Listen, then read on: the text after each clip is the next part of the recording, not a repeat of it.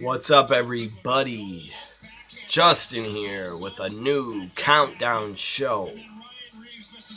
Let me just mute the NHL Stanley Cup Finals. This is a new top 10, new countdown show, top 10 wrestlers, in my opinion, that could not get over. Top 10 wrestlers that could not get over. If it was just that they couldn't get over with the fans, or the company didn't want to push them. That's basically what it's based on, this top 10 countdown.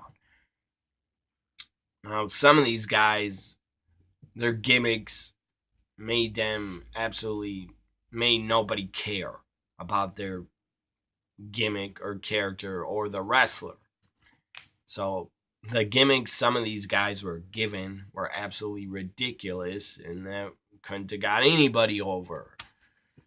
And once it got anybody over, I'll explain to you. Kevin Nash is on this countdown. That guy was given such bad characters and gimmicks, and he wasn't a boring person, or because it was proven. He went to WWF and got over as Diesel, and he really got over when he went to WCW as Kevin Nash, as part of the NWO. Anyways, so don't blame Kevin Nash. It wasn't his fault. He was given shit gimmicks no one cared about. And then people did care about him. So number 10. This guy never, ever was going to get over. The company, they must have hated him or something. I don't even know why they brought him in. He was brought in 1987 to the WWF. God awful, pretty stupid gimmick. He's from Australia or New Zealand, I believe. Just, this is the top 10 wrestlers that could not get over, and this guy could not get over. During his matches, 87. I've seen some of them on the network, and the guy had zero crowd reaction. The crowd was dead when he was in the ring. Number 10, Outback Jack. Outback Jack.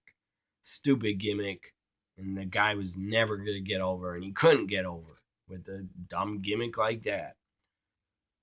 And I heard Outback Jack was really ribbed a lot backstage. And I don't know if he's picked on or bullied. I don't think he's bullied because he's a pretty big guy. He probably could fight. But I don't know. He's really ribbed. So I feel bad for Outback Jack. I don't even know if he's still alive. But the guy shouldn't have been picked on so much. And he's really ribbed.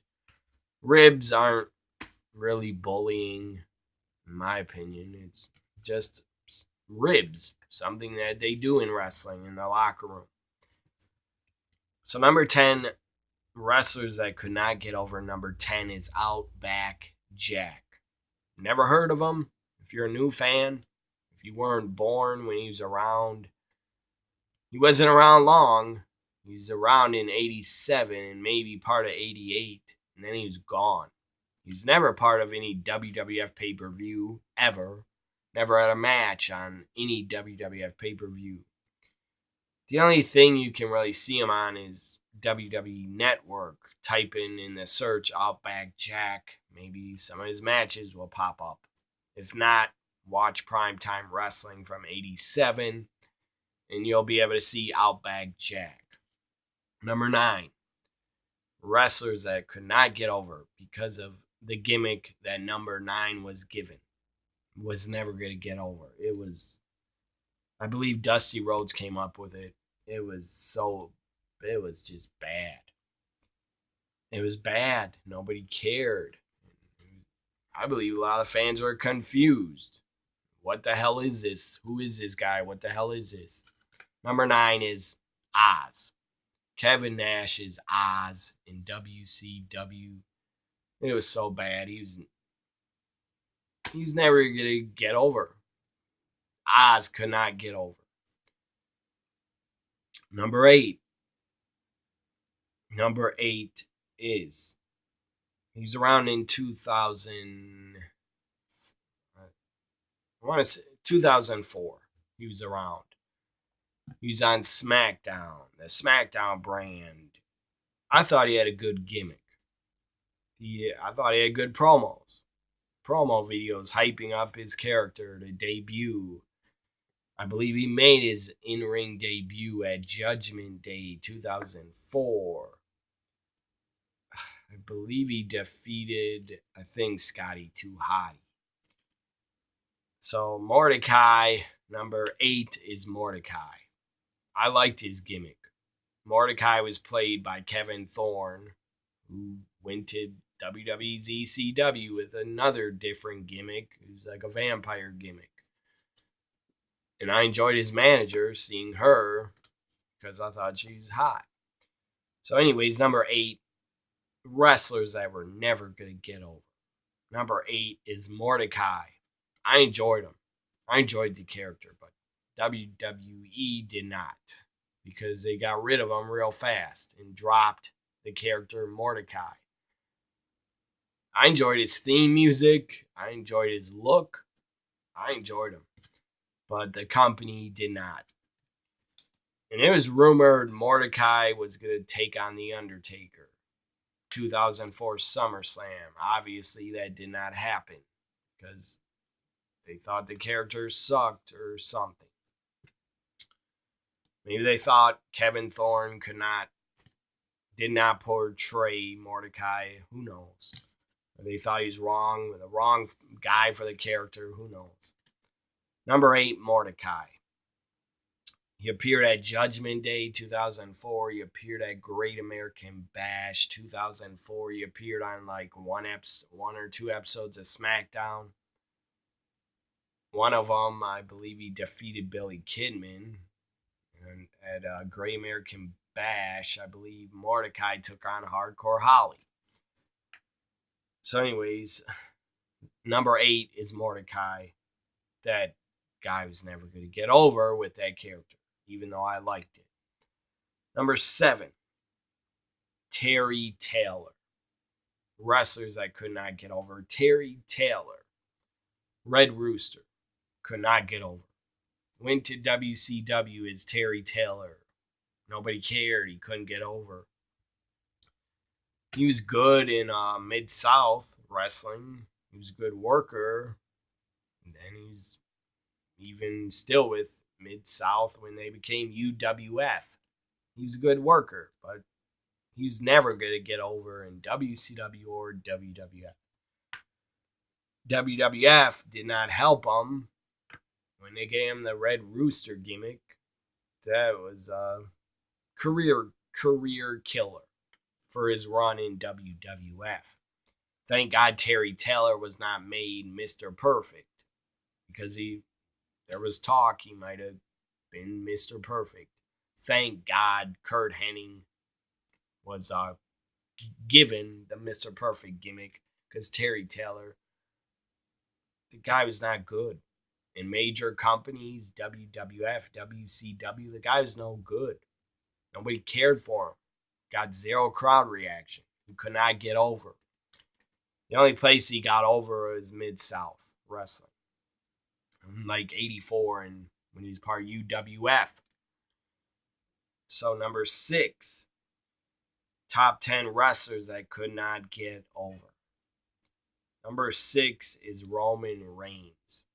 Could not get over as a babyface. As a heel, I'm sure he would. But as a face, he cannot get over with the crowd. I don't care that women cheer him and kids cheer him. Who cares? That's only like 10-20% of the audience. So number 6 is Roman Reigns. Wrestlers I could not get over. Number 6 is Roman Reigns. They have tried to get him over.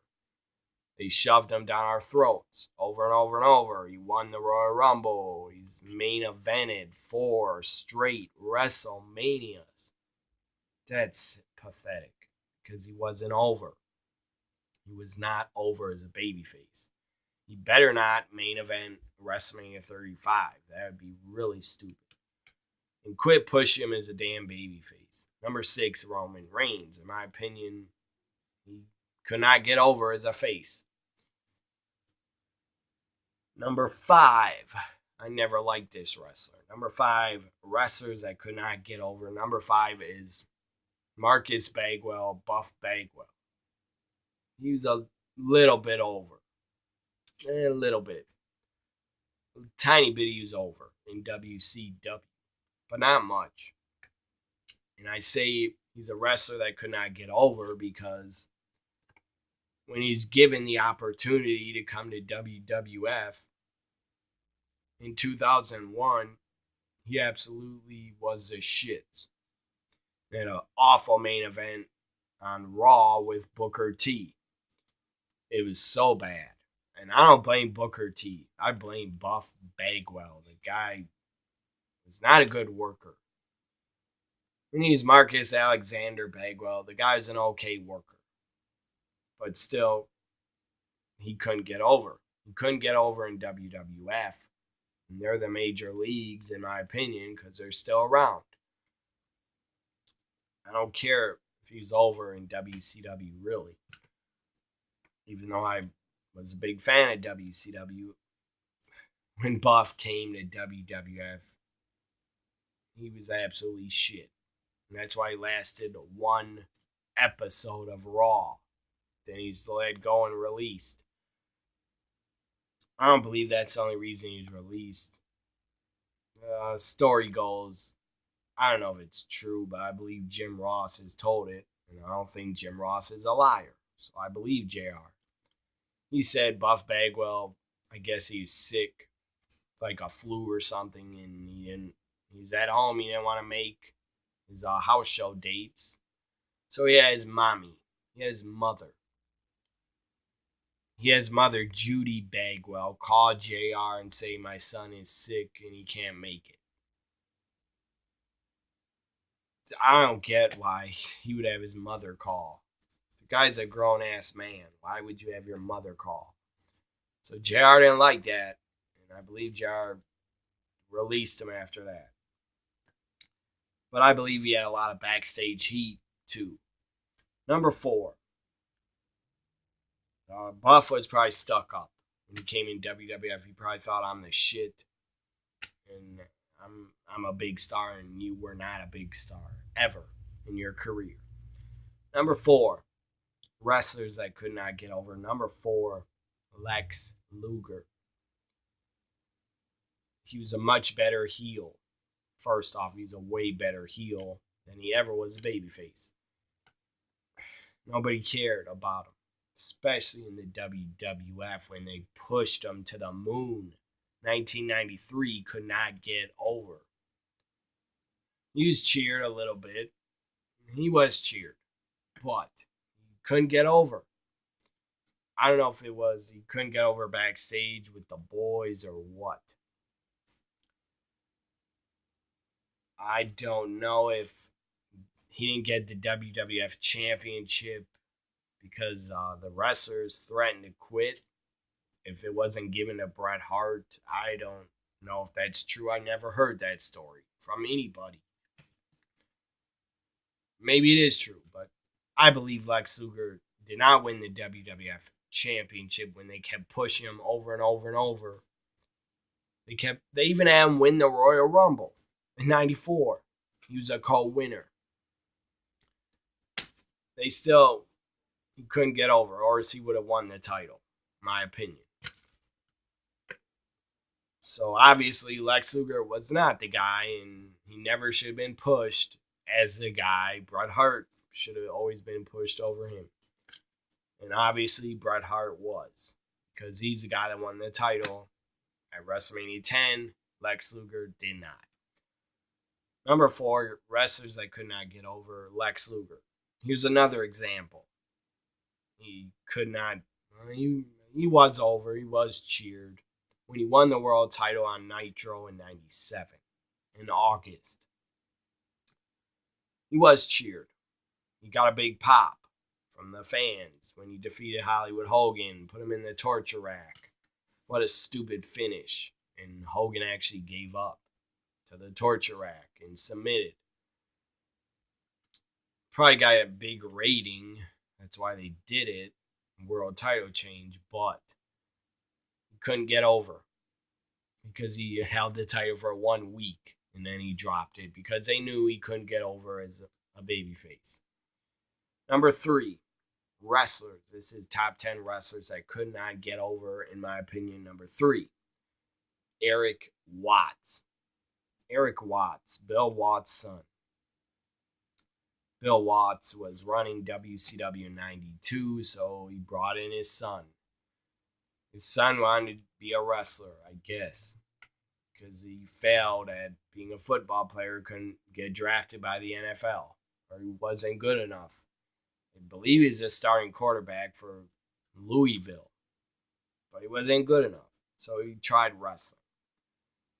He wasn't that bad of a worker, but nobody gave a rat's ass. Nobody cared. I didn't care, and the fans didn't care.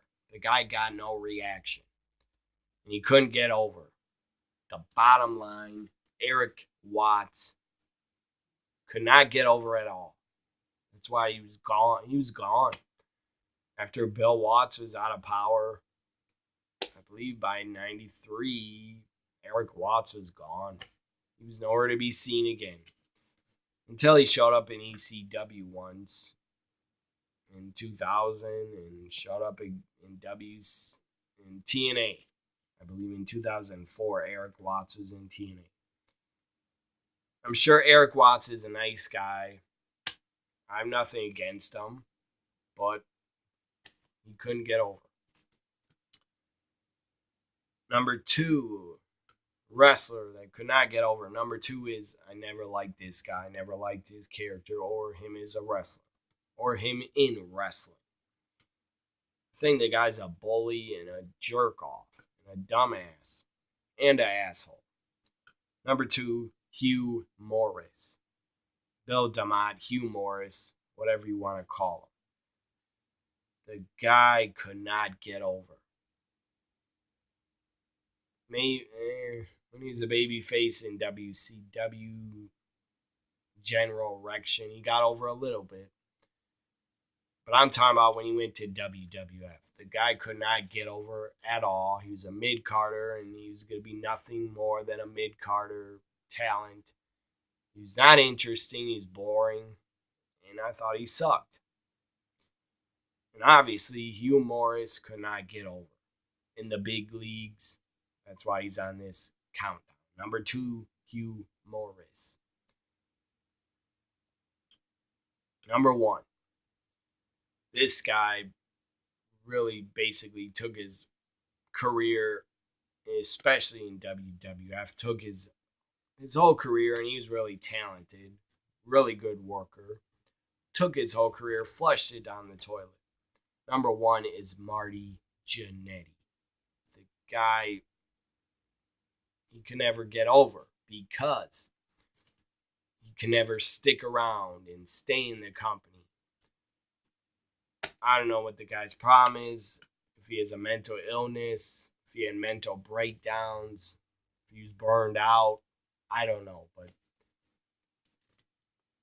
after Shawn Michaels threw him through the window in the barber shop, which was awesome, after Shawn Michaels did that, it made Marty Jannetty disappear for months and months off TV.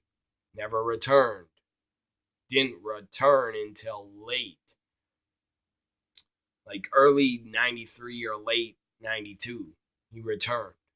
Like 10, 11 months later, over a year later, he returned and finally attacked Shawn Michaels.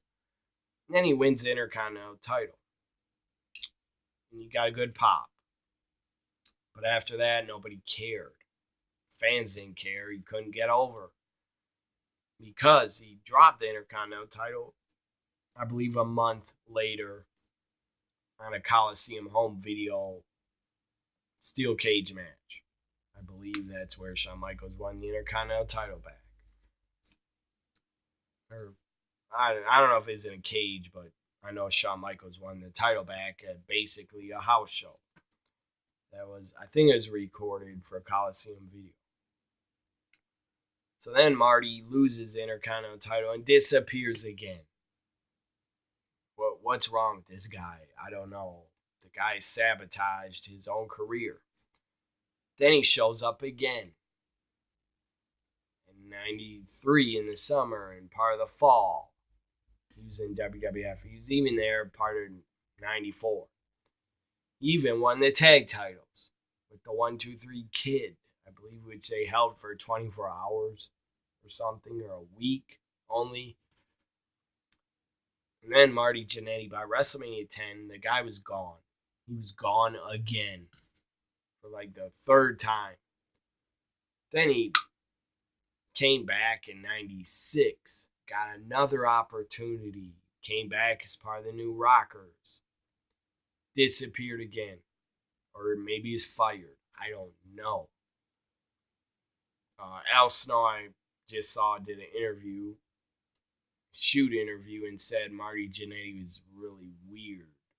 And he would do all these pranks that he thought were funny just to make himself laugh. He'd do all these stupid pranks that made no sense. Al Snow said he had took off a shower head and poured KY jelly in the pipe. and then when the shower would turn on, KY jelly sprayed out the shower head. And Al Snow was like, who even thinks of that? Who would even think of that?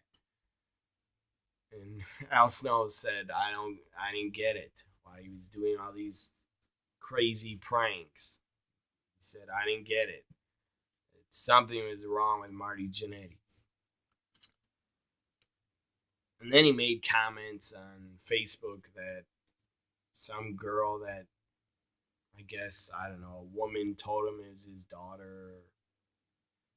Then I don't know if he didn't believe it, but then he wrote on Facebook that that's not his daughter, or I have something about if it was his daughter, he would have sex with her because she was good looking. And then he found out it wasn't his daughter. It was nuts. Marty Jannetty is out of his mind. The guy's nuts. So number one, wrestlers that could not get over. Number one is Marty Jannetty. Because the guy kept disappearing, leaving, returning, leaving, returning. He even showed up in WCW. I don't know why they hired him. They hired him, I guess, because they needed more talent for Thunder. Because that's all he was on. His episodes of Thunder. Getting beat up by Raven and whatever. Number one, wrestlers, my opinion, could not get over. Number one's Marty Jannetty. That guy had opportunity after opportunity. He just flushed it down the toilet because he's an idiot. And I don't know if he had mental illness problems or what. That's why he kept disappearing. I don't know, but the guy fucked his whole career up because he kept leaving and not staying around. Shawn Michaels said in an interview a long time ago, I heard that him and Marty could never get a good program going, get a good feud going because he's always disappearing and leaving. So Marty sabotaged and screwed his own self and screwed up his own career. Marty probably is blame Shawn Michaels.